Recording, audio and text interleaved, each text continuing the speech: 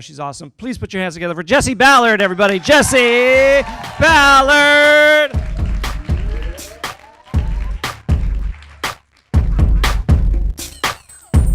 Are you ready for this?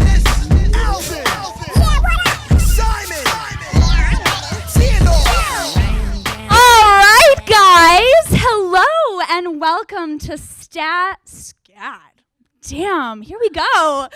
And welcome to SCAD Stand-Up Comedy Club, lovingly referred to as SUCK. Yeah, so it's our inaugural year.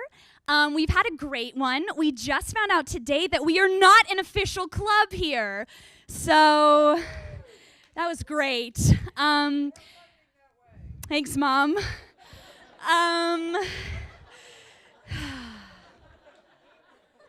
Here we go.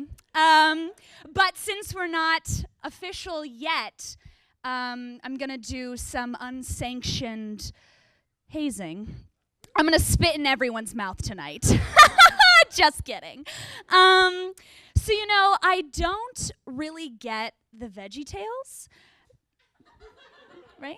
Because it seems like they were trying to get children to love God by using our worst enemy, vegetables. Why? So you know that your phone records what you say and sells it to ad companies. I found this out when my Instagram feed started giving me ads for condoms, which I thought was strange because I'm a lesbian.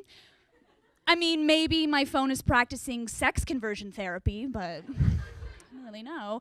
But then I remembered that I was walking through the parking garage and I noticed something on the ground, and I went, oh, it's a dirty condom! And I guess my phone mistook my excitement over my discovery as an invitation to sell me condom ads. I also think that my phone is trying to tell me that I'm not attractive, because currently all of my Instagram ads are for makeup. I think they're analyzing my Snapchat selfies and going, oh, she doesn't know this exists. But she should. I've started finding skin particles in my bed, so my sheets are slowly trying to rub me into dust. But, I don't think I can really blame my sheets because my skin has been trying to shed itself of me for my entire life.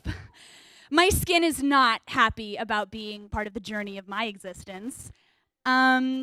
She's the worst type of friend. She always flakes when things get tough. I will get really anxious, and she'll be like, oh, gotta go, and I scratch myself till I bleed. But it's probably not my skin's fault. I'm sure I have some deep-rooted childhood trauma that I am suppressing. Every time that my emotions come out, they're like, please listen, and I'm like, oh, get back in there. Every rash is a reminder that I'm broken. So the other day, this is fun, I was driving down the street and I saw this housing complex with a police car parked outside.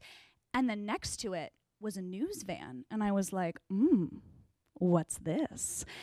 And then I turn my head and I see yards of caution tape and like 30 police vehicles. And my first thought was, ooh, it's a murder!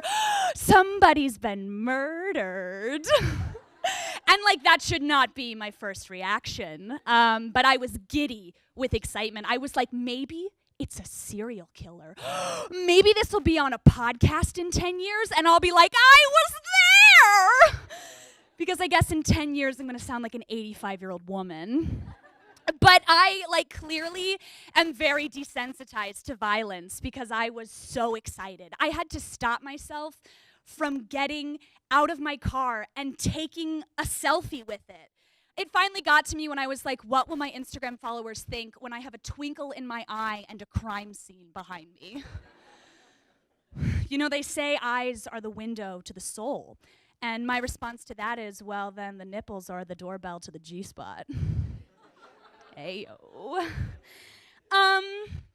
So as you can tell, I'm really stylish. Thank you so much for saying that. But I consider myself an avid consumer of fashion. And sometimes fast fashion gets a bad reputation. And I think I figured out why. terrible graphic t-shirt quotes. You walk into a Forever 21 and you're greeted with, "Keep calm" and "taco." What? I've never been to a Mexican fiesta where the theme was chill out. And then, there's a shirt that says, "Save the unicorns." That's like telling young people, go vote so we don't elect Donald Trump. You're too damn late. Just today, I saw a t-shirt that said, "Coffee, period, weekends and dogs." That one hurts because now we're just not using proper grammar conventions. If it's a list, have a colon. If it's not, make it a complete sentence. I always say you can't be sassy without a predicate.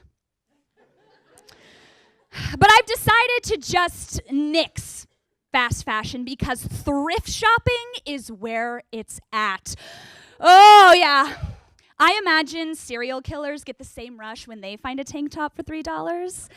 Every time I see a shirt, I just want to rip it up and bleach it and throw it in my closet with all the other ones. But I have a completely different methodology when it comes to pants. Shopping for pants is like a slow seduction. You really have to feel up every pair that you encounter. It starts with a slow scan until I spot a print that I like. I eyeball it as I walk over. The first touch is a slow stroke up the exposed seam, and then I make my way up to the head of the hanger. Sometimes it gets tough here because there's resistance between the hanger and the rack, but that's okay. I like a challenge. And once I release it from the rack and its full figure is in front of me, I imagine the life we'll have together, how it'll accentuate my ass and make my hips look small. And then I take it to the changing room, and I realize it's a child size, and I feel like I should give myself up to the police. I'm Jessie Ballard. That's my time. Thank you so much.